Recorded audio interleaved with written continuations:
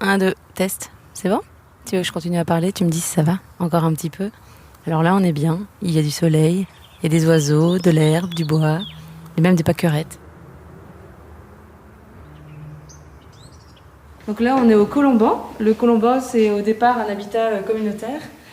Je ne sais pas depuis quelle année ça existe, mais déjà pas mal d'années, qui avait été fondé par 2 religieuses et un psychiatre. Voilà, pour aider les gens. Et puis ils ont construit une salle de spectacle, et maintenant elle est utilisée pour des résidences, des concerts, des spectacles de théâtre. C'est un super lieu en pleine verdure. Et nous, ça fait 5 ans qu'on vient ici, francophone.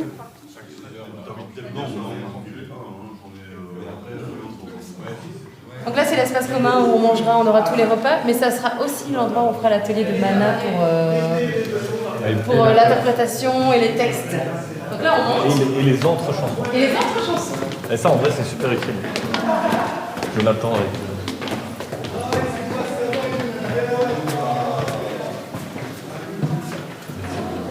Alors, là, ici, c'est la salle de Gilles, où on travaillera... c'est l'atelier de Gilles Mortier, où vous travaillerez le son, les arrangements. Voilà, c'est une salle de pleine conscience et de yoga, super lumineuse. Mais pièce polyvalente. Et c'est ici qu'on enlève ses chaussures. Ouais. Ouais. Moi, je sais pas jouer sans chaussures. Enfin, j'aime pas. Prends tes chaussures. Donc, et puis là, on retombe dans la salle, en fait. Donc là, c'est la salle où vous faites l'atelier scène avec Cédric. Et salut. Donc une salle. Là, il n'y a plus de lumière, donc on reste comme ça. Hop, voilà. On passe de l'autre côté. Et par ici, c'est les chambres. S'il vous plaît, on se suit. Donc ça, c'est une chambre. Et vous avez à chaque fois une salle de bain avec chaque chambre. Et puis, il y en a une plus grande, mais c'est pour ceux qui dorment à 3. yes. Donc voilà, c'est des chambres. Très bien. Céline Maguin, je suis co-directrice de Francophone. Ça fait une dizaine d'années que je suis dans l'asso, qui a mué depuis 2014 pour devenir ce qu'est Francophone aujourd'hui, avec 2 pôles essentiels, on va dire. Il y a le festival, qui est la partie publique de Francophone en octobre à Bruxelles, dans une quinzaine de lieux. Et puis aussi, on travaille sur l'accompagnement. Et donc ça, c'est le parcours francophone. C'est un accompagnement d'artistes résidant en Belgique et chantant en français. Les 3 artistes sélectionnés, on les emmène en résidence. On commence aujourd'hui une série de 4 jours où il y a plusieurs ateliers. C'est vu un peu comme une formation, comme un lieu d'expérimentation aussi, où on va aller trifouiller tant dans leur musique que dans leurs textes, voir un peu l'interprétation, où se place le projet. On va travailler la voix, la respiration, la scène. Mais c'est aussi un moment de rencontre entre les équipes de francophones et les artistes pour discuter de où ils en sont, où ils veulent aller. Voilà, ce qu'ils ont déjà comme entourage ou pas autour d'eux, ce qu'il faudrait pour aller un pas plus loin. Pour vous, en quoi c'est important, pertinent d'avoir été sélectionné au tremplin de francophone ou même les autres ? Le plus important avant tout pour moi, c'est de te faire valider par les professionnels avant de te faire valider par un public. Parce que les professionnels déterminent d'une certaine manière ce que le public va aimer. Et c'est pour ça que nous, avec notre projet, justement, on pourrait un peu m'appeler le rappeur de concours. Parce que dès qu'il y a un concours, j'hésite pas à participer. Mais je trouve que ce qui est intéressant, moi, dans les concours, et c'est pour ça que je nous ai inscrits, c'est qu'en fait, ça te met des balises et ça te met en fait des repères, ce genre de concours. Parce que, ok, tu t'en donnes les moyens et tout, mais il y a toujours des trucs que tu vas zapper alors qu'ils sont primordiaux, tu vois ce que je veux dire. Et donc, je trouve que ce genre de concours, ça te permet en fait, à travers des professionnels, de te mettre dans une optique où tu te mettrais pas forcément et où eux ils pensent à des choses qui leur paraissent très évidentes, pourtant toi t'es en mode mais non, pas du tout, tu vois. Quand par exemple on parle même de diffusion, d'attaché de presse, de tous ces bails-là, nous quand on faisait la musique et tout de notre côté, on s'est jamais posé la question, on s'est toujours dit ouais mais notre musique elle fonctionnera si elle fonctionnera, alors qu'en fait t'as des facteurs qui sont limite primordiaux pour en fait pour que tes morceaux puissent atteindre en public, quoi, tu vois. C'est un point de vue super intéressant parce que ça lui permet de se construire et d'être certain de ce qu'il fait avant de se lancer, alors que moi, je suis à fond dans mes trucs tout le temps, je prends pas ce recul-là. Et le concours m'apporte cette maturité-là aussi parce que moi, des conseils de professionnels, j'en ai pas souvent. J'ai jamais été très fan d'aller chercher la vie des autres, en fait. J'ai jamais été là-dessus, du coup je fais tout moi. Et qu'une première rencontre avec des pros ou d'avoir simplement un pied dans la porte ne signifie pas que tout va se dérouler devant soi, et c'est très important de voir ça comme l'étape que c'est et de garder à l'esprit que le projet il est entre les mains des gens qui le tiennent, et c'est à eux de pouvoir continuer à le faire avancer ensuite. Les artistes sont souvent seuls et isolés en fait quand ils font leur projet, et il y a vraiment ce besoin d'aller chercher, ok, qu'est-ce que tu penses de cette mise en scène, et c'est des avis qu'on donne après à eux de les construire et de se les approprier et de les mettre dans leur projet et de garder leur ligne artistique. Mais c'est une étape pour cette professionnalisation. Après, je dirais qu'il faut faire attention à pas toujours s'inscrire à tout le temps. Il y a un moment, ce jeu des accompagnements et des tremplins, il faut un peu les lâcher, il faut faire sa route. Mais c'est pas mal pour se lancer, c'est un bon début pour se faire du réseau. Et en fait, il n'y a rien à faire, il y a besoin d'être vu quand on développe un projet, il y a besoin d'être un peu reconnu. Et francophone, c'est une de ces étapes.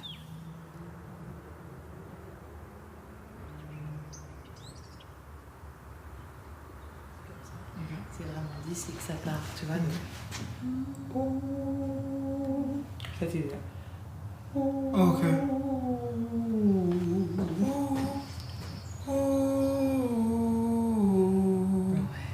Ouais, juste bref. Oh. Ouais.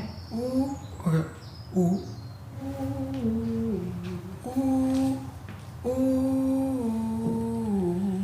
Moi, je m'appelle Cédric et je suis ici en tant que coach scénique. C'est-à-dire que mon travail consiste à être en salle de spectacle avec un artiste, un groupe, et de travailler avec eux en fait leur présence scénique, ce qui se passe sur scène, comment est-ce que va rendre leur spectacle au final. Ça fait 10 ans, un peu plus de 10 ans que je fais ça, et je crois que si je dois vraiment synthétiser ce travail-là, en fait, c'est faire rendre compte à l'artiste à quel point sa place est légitime et à quel point il a une puissance. Un artiste a une puissance énorme sur scène et qu'il doit s'en rendre compte et se sentir à l'aise là où il est, ce qui est très très compliqué quand on se retrouve sur une scène. Je vais commencer par le début. Les artistes qui arrivent ici sont à la fois très excités et en attente de beaucoup de choses, à la fois très craintifs parce que c'est délicat d'aller toucher à ce que va proposer un artiste sur scène.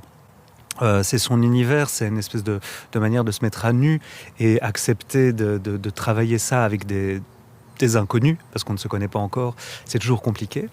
Si je dois donner un conseil, il faut que les artistes qui montent sur une scène soient conscients, je l'ai dit tout à l'heure, mais c'est vrai, soient conscients de la puissance et de l'effet qu'ils ont sur un public. C'est important. Et sur une scène, on peut tout se permettre. Un public, généralement, est bienveillant. Quand on va voir un spectacle, on a envie de passer un bon moment. Donc, voilà, de voir des artistes qui sont... où on a l'impression qu'ils sont gênés d'être là, ça crée un malaise terrible. Donc voilà, se dire, au fait, je suis sur une scène, je suis sur un tremplin, je suis sur un concours, ou je suis à un concert, et ma place... eh bien, elle est juste et elle est là. Est-ce que vous avez un souvenir, un moment d'une date ou d'un moment qui justement là où vous dites ok c'est cool quoi? En gros, Tim était notre DJ avant dans mon ancien groupe de rap. Et je me rappelle, c'était le jour de son anniversaire. On a fait une des plus grosses dates, c'était au Réflector. Et c'était complet. Et en fait, c'était une de nos premières scènes. Et c'était incroyable. Imagine, t'as 18 ans et t'as 500 personnes. Peut-être qu'il y avait tes parents, tout ça. Mais qui commencent à crier ton nom, qui font des pogos et tout. Alors que tu rappes limite dans les temps. Tu connais même pas encore forcément les termes techniques. Dès le début où on a commencé, entre guillemets, à vouloir une once de professionnalisme, on nous a balancé tout à la gueule en mode ouais, si vous bossez dur, etc., ce genre de truc que vous avez vécu, vous allez le revivre, tu vois. Et moi, c'est incroyable, tu vois. Ça fait 20 ans que je fais de la musique, j'ai eu plein de groupes différents, plein de projets, et c'est depuis pas mal de temps qu'on a notre boulot à côté par rapport à des personnes qui ont vraiment le statut d'artiste ou vraiment qui sont vraiment voués à la musique. Nous, on a notre travail à côté aussi, et je crois que je suis arrivé à un moment, à un stade aussi où ça reste un plaisir, et je sais pas, j'ai l'impression un peu que cette ambition de passer pro, je sais pas si j'y croyais encore. Là, d'être pris dans un concours comme ça, c'est enthousiasmant, mais ça implique des sacrés choix par rapport à nos vies, à ce qu'on a déjà fait au niveau travail aussi, donc c'est un peu compliqué. C'est quand même financièrement quelque chose de très très difficile, et donc je sais pas si on se considère comme pro, si on a encore cette ambition de passer pro, si on se sent, je sais pas, moi je me questionne beaucoup par rapport à ça. Donc, Ouais, moi je suis pas hyper à l'aise avec cette notion d'amateur, pro, semi-professionnel. Enfin, pour moi, c'est de l'art avant tout, et l'art c'est une pratique, c'est une démarche personnelle, et c'est une démarche d'exploration de soi en fait. Et c'est un parcours qu'on fait avec ses amis si on est dans un groupe de musique. Je crois qu'ici, tu as affaire à des musiciens qui sont plus dans une démarche de construire quelque chose, un projet humain, avec un projet artistique derrière, et pas de construire de la musique comme on construit une entreprise ou un projet qui est destiné à un public ou destiné à un marché. Et donc, je pense que dans notre univers, la notion de professionnel, la notion d'être un musicien de carrière n'a pas énormément de sens en fait. C'est difficile comme question, parce qu'à partir du moment où tu fais du son, tu as envie de le partager, tu as envie de le partager bien, et si tu veux faire ça correctement, tu es obligé de te professionnaliser, parce que se professionnaliser, ça veut dire quoi ? Ça veut dire arrêter de faire ça comme hobby et le faire comme... En fait, quand on fait un truc avec passion, on le fait avec professionnalisme, j'ai l'impression, de toute façon. Donc à partir du moment où j'ai eu envie de faire du son à fond, je m'en suis donné les moyens. Quand tu es sûr que c'est ça que tu as envie de faire, tu t'en donnes les moyens en fait. Oui, mais en fait ce qui est très important c'est de garder un rythme qui est que l'artiste peut tenir en fait et qui est sain. Parce qu'il y a beaucoup d'artistes qui veulent sortir tous les morceaux qu'ils ont directement, et il y a plein d'exemples comme ça. Mais ça fonctionne pas, parce que s'il y a un hit par exemple parmi ses sons, il a déjà tout sorti et il peut pas tenir sur le même rythme, et il y a ces attentes de garder le même rythme. Voilà, on dit toujours, mais on les répète souvent, mais il faut qu'on fasse un marathon et pas un sprint, quoi. Se rappeler aussi qu'il n'y a pas qu'une façon de, entre guillemets, réussir dans la musique et vivre de sa passion. Peut-être que il y a le stéréotype de l'ado qui se projette rockstar dans un groupe à succès, et en fait c'est possible de s'accomplir artistiquement, de pouvoir en vivre de plein de façons différentes, et c'est avoir cette mentalité multicasquette où on sait qu'on est musicien, mais qu'on est aussi potentiellement son propre ingé son, son propre booker, son propre ceci, et plus on ajoute de cordes à son arc dès le début, plus on a d'opportunités qui peuvent se présenter. C'est ne laisser aucune pierre non retournée si on veut y arriver.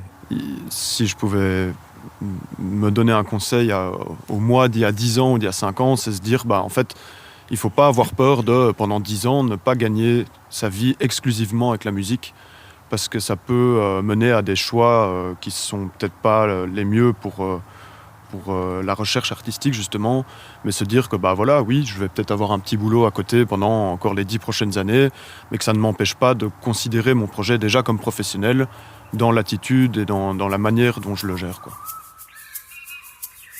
Merci de nous avoir écoutés. Pour aller un peu plus loin sur les sujets traités, chaque épisode est accompagné d'un dossier complémentaire disponible dans la description ou sur fakir.be.